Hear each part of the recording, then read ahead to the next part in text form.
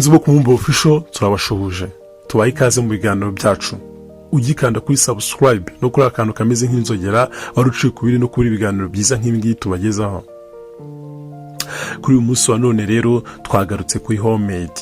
Nkuko mubizi tumaze kubigisha gukora ibintu bitandukanye muri gahunda twazaniye abakunzi bacu yo kubageza icyo akwikora uri mu rugo gitwara amafaranga y'umurengera nyamara ukagikora ku mafaranga make, ariko ni n'ubumenyi budasanzwe kuko ushaka kugufasha gukora uruganda ruto cyangwa se uruganda ruciritse. Wibuke neza ku Mumba Official muri program yacu ya homemade tumaze kukwigisha ibintu bitandukanye, harimo gukora amasabune y'ubwoko bubiri, ukoresha amavuta asanzwe cyangwa se ukoresha amavuta ya imise. Imise ni amavuta yabugenewe gukora amasabune. Wibuke neza ko twakwigishije gukora isabune y'amazi, shampoo, après shampoo, twabigishije gukora ikigage, black sorghum beer, twabigishije gukora eau de javel. Kandi tujyabategura ibiganiro bigiye bitandukanye muri iyi gahunda yacu ya homemade.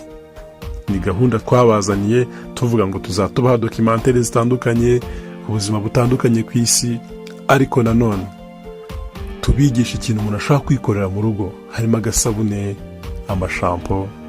Ibi bitwara amafaranga y'umurengera ariko nawe ukaba ushobora kubyikorera mu rugo. Rero uyu munsi turagaruka ku kibazo abantu benshi bakunda kwibaza. Ni ikibazo kijyanye no gukora ibintu bipimye cyangwa se byujuje ubuziranenge.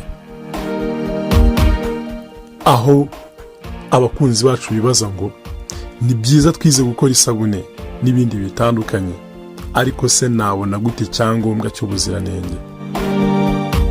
Kuko mubizi mu Rwanda tugira ibigo bibiri bikomeye cyane bikurikirana ibijyanye n'ubuziranenge, harimo RSB, RSAB, Rwanda Standard Board, ari nayo ikunda gukurikirana ibijyanye n'ubuziranenge cyane, hamwe birangira baguhaye inyuguti ya S cyangwa S mark. Hakaza n'ikindi kigo cya kabiri cyitwa FDA, Food Drugs Authority. Ni ikigo cy'igihugu gishinzwe kugenzura imiti, ibiryo cyangwa se ibyo tunywa n'ibyo twisiga. Rero mu nkundira uyu munsi tugaruke kuri gahunda ya zamukana ubuziranenge, ari nayo gahunda iraje inshinga gufasha ba rwiyemezamirimo bato bafite inganda nto cyangwa iziciriritse. Kugira ngo tubageze iyi nkuru yacu cyangwa se iki cyegeranyo twifashishije ibinyamakuru bitandukanye, twifashishije documentaire cyangwa se filime mbara nkuru zitandukanye, ariko twibanze cyane ku kiganiro Bwana Murenzi Raymond, umuyobozi mukuru wa RSB, yagiranye n'ikinyamakuru igihe.com, aho ashishikariza abanyenganda nto kugana gahunda yazamukana ubuziranenge. Abafite inganda nto n'iziciriritse bagikorera mu bwihisho basabwe kugana iyi gahunda kugira ngo bafashwe gukuza inganda zabo, ibyo bakora bishobore guhatana ku isoko mpuzamahanga. Ariko mbere yuko dukomeza, reka tubanze twamamariza abadutumye. Na na na na na na na na na na na. Siko mbona umeze neza mu matita. Ubuse nabuzwa n'iki kumera neza. Ubu ngubu sigaye nikorera isabune yanjye ntiriwe njya gutakabuza amafaranga. Uzashatse kuvuga iki? Nshatse kuvuga ko ubu navumbuye ibanga ko nshobora kwikorera isabune, shampoo n'ibindi byose bimfasha nibereye iwanjye. Waba ukeneye kumenya gukora ibintu byinshi bitandukanye wibereye iwawe? Homemade tugufitiye igitabo kirimo amasomo menshi atandukanye wakwifashisha ukamenya gukora isabune, shampoo, pomade, gukora amarangi atandukanye, vaseline n'ibindi byinshi cyane. Tugufitiye kandi n'ikindi gitabo gikubiyemo uburyo 30 ushobora kwifashisha ukora juice cyangwa se inzoga. Soma iki gitabo. Ukeneye ibindi bisobanuro waduhamagara kuri 0782 80 20 cyangwa se 0729 92 03 13. Gahunda yazamukana ubuziranenge yatangiye mu mwaka w'ibihumbi 2017, nuko kugeza kuri uyu munsi wa none imaze imyaka 7. Na leta y'u Rwanda yabinyujije mu kigo cy'igihugu gishinzwe ubuziranenge RSB, igamije guteza imbere imibereho y'inganda nto n'iziciriritse kugira ngo hongerwe umusaruro w'ibikorerwa imbere mu gihugu ndetse byoherezwe hanze. Ni gahunda nziza ifite umwihariko wo gufasha ibikorwa by'urubyiruko, abagore n'abafite ubumuga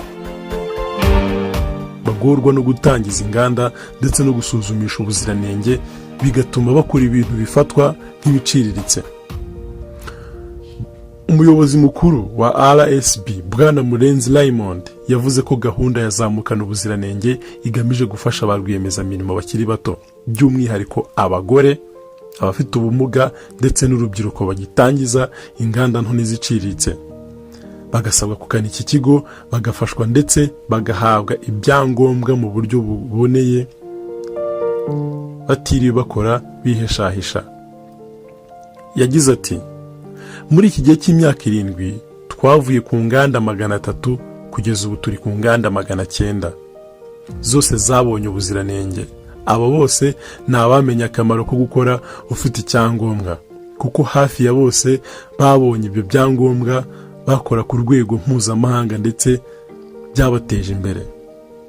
Niyo mpamvu dushishikariza n'abandi bashaka gukora n'abagikora bihishe kutugana tukabafasha kubona ibyangombwa by'ubuziranenge, kuko bituma bakora neza batekanye, ibicuruzwa byabo bikizerwa ku buryo hari n'ibisigaye byoherezwa mu mahanga kandi byongereye n'umusaruro w'ibikorerwa imbere mu gihugu.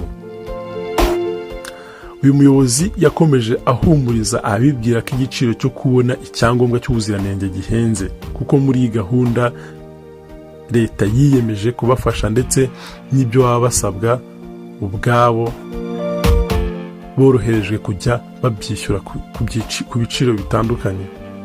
Bityo ntawe ukwiye kwitesha ayo mahirwe, kuko ku byangombwa byatwaraga 230,000, ubu RDB yishyura ba rwiyemezamirimo 50% yabyo, ahasigaye nawe akayishyurira mu byiciro 3. Ati, ushaka gutangira uruganda ruto cyangwa se uruciriritse ntago bigoye nk'uko bamwe bavugaga ko bihenze, kuko leta ibatangira 1/2 nawe ugatanga hasigaye kandi ukayishyura mu byiciro 3.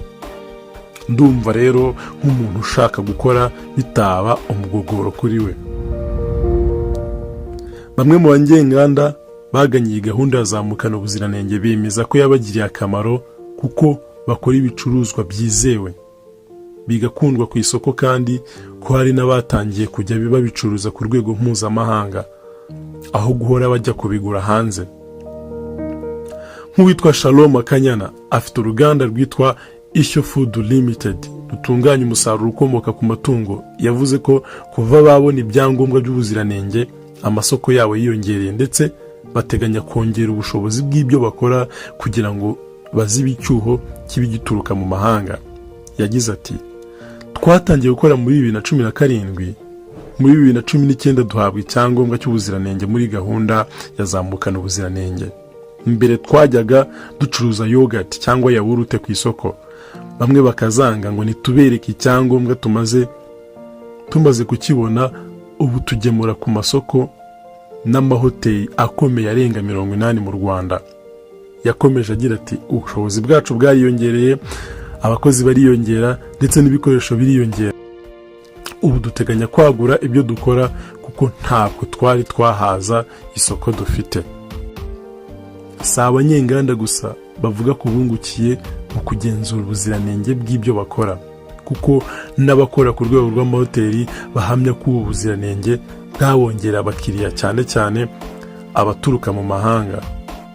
Leo Munyeshuri, umuyobozi ushinzwe yamazabikorwa muri Lac Kivu Serena Hotel, avuga ko kubona icyangombwa cy'ubuziranenge mu bijyanye n'amafunguro byongereye umubare w'abakiriya no kurushaho kugirirwa icyizere.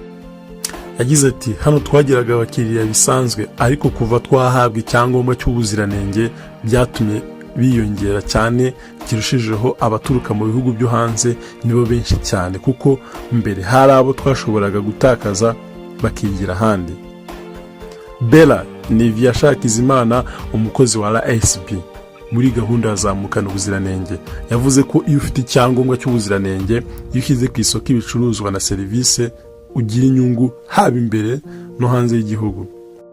RSB yemeza ko kuva mu mwaka w'ibihumbi 2017 imaze gutanga ubuziranenge ku bicuruzwa birenga 600 hagamijwe guteza imbere inganda nto n'iziciriritse ngo zongere ibikorerwa imbere mu gihugu. Imibare yatangajwe n'iki kigo cy'ibarurishamibare mu mwaka w'ibihumbi 2022 yagaragaje ko umusaruro w'inganda ugeze kuri 21% by'umusaruro mbumbe w'igihugu. Intego ya gahunda yo kwihutisha iterambere NST1 ya gahunda ya Perezida wa Repubulika y'imyaka 7 yari uko mu mwaka wa 2024 umusaruro uzaba ugera kuri 21.7% uvuye kuri 16% yo muri 2017. Ubu nonaha hamaze gutangwa imirimo ku bantu barenga 15,000 binyuze muri izo nganda nto. Bwana Murenzi yasabye abafite inganda nto bakihishahisha kugana RSB ikabafasha kuzuza ibijyanye n'ubuziranenge no kwamamaza ibicuruzwa byabo. Bakunze kumubofasho rero twagira ngo dukangurire abadukurikira bose, tubigisha gukora ibintu bitandukanye nkuko twabivuze haruguru, ariko nanone tugukanguriye kugana zamukana ubuziranenge kugira ngo ibicuruzwa byawe bihabwe ibyangombwa byemere gucuruzwa, abantu benshi babigiriye icyizere, ubona inyungu ndetse uteze imbere n'igihugu cyacu, utanga umusanzu mu kubaka ibijyanye n'inganda. Hari benshi bakunda kubitubaza, hari benshi bakunda kugira impungenge, hari benshi babibaza ngo eske ibintu abantu bakora bifite ubuhe buziranenge. Ariko iyi gahunda yazamukana ubuziranenge ni imwe muri gahunda ije guteza imbere cyangwa se gufasha abantu bafite inganda nto cyangwa se abantu bafite ibyo bakora bitaruzuza ubuziranenge. Rero ngira ngo ni umwe mu mwanya tuzaduharira abakunzi bacu tukabahugura muri gahunda zitandukanye, yaba ari za leta n'izindi zitandukanye zifasha umuntu kwiteza imbere. Ni byiza ukora ibintu byawe urabipima neza, byemeye kujya ku mubiri, byemeye gukoreshwa, ariko gana ikigo cy'igihugu cya RSB muri gahunda yawe yazamukana ubuziranenge, ubafashe bagufashe kwiteza imbere no kwagura ibyo ukora. Dushimira kandi subscribe, like, comment, share. Dushimira udahwema kudukurikira no kuduha ibitekerezo bitandukanye. Ku gitekerezo cyangwa inyunganizi uri mu Rwanda waduhamagara kuri 0782802082 cyangwa se ukoresha Airtel Tigo ni 0729902031. Waba uri mu bihugu byo hanze cyangwa se mu bihugu by'abaturanyi ugakanda ikimenyetso cyo guteranya 250 782 80 20 cyangwa se kuri Airtel Tigo ni akamenyetso ko guteranya 250 72990 20 Tubibutse ko izi nimero zose ushobora kuzihamagara cyangwa se ukatwandikira no kuri WhatsApp. Hasta la vista.